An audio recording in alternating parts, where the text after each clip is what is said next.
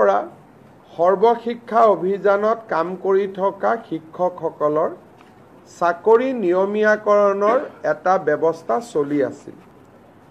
ৰাজ্যৰ এডভোকেট জেনেৰেলে আমাক এটা অপিনিয়ন দিলে যে চৰকাৰে উচ্চতম ন্যায়ালয়ৰ উমা দেৱী গোচৰৰ পৰিপ্ৰেক্ষিতত কাৰো চাকৰি নিয়মীয়াকৰণ কৰিব নোৱাৰে। কেবিনেটৰ এই পাৱাৰ উচ্চতম ন্যায়ালয়ে প্ৰত্যাহাৰ কৰিছে।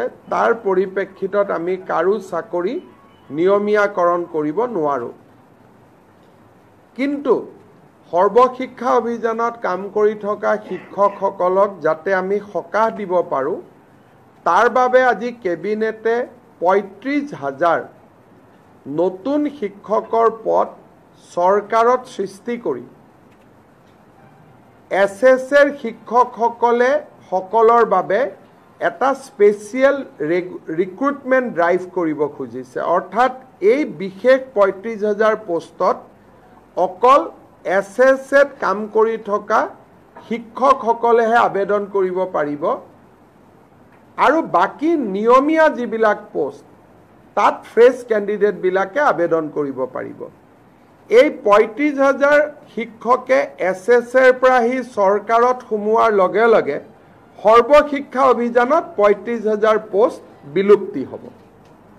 অৰ্থাৎ সৰ্বশিক্ষা অভিযানৰ ৩৫,০০০ শিক্ষকে স্পেচিয়েল ৰিক্ৰুটমেণ্টৰ বাবে চৰকাৰত আবেদন কৰিব। চৰকাৰে তেওঁলোকৰ কাগজ পত্ৰ চোৱাৰ পিছত তেওঁলোকক নিয়োগৰ সুবিধা কৰি দিব চৰকাৰত, য'ত NPS পাব, চৰকাৰৰ পে স্কেল পাব, ইনক্ৰিমেণ্ট পাব, গোটেইবোৰ পাব। কিন্তু এইখিনি হৈ উঠাৰ পিছত সৰ্বশিক্ষা অভিযানত পূৰ্বতে কাম কৰি থকা তেওঁলোকৰ পদসমূহ বিলুপ্তি হৈ যাব।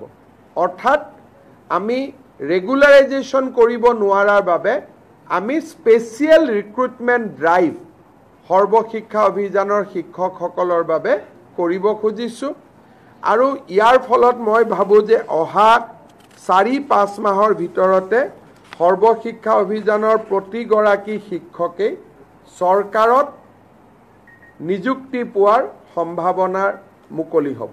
আজিও তেওঁলোকে ৰেগুলাৰ ৰিক্ৰুটমেণ্ট ড্ৰাইভত কিছুমান তেওঁলোকে ৰেগুলাৰাইজ হৈ থাকে, কিন্তু এইটো তেওঁলোকৰ কাৰণে হোলচেল কৰা হ'ব। সেইকাৰণে আমাৰ ৩৫,০০০ শিক্ষকে চৰকাৰত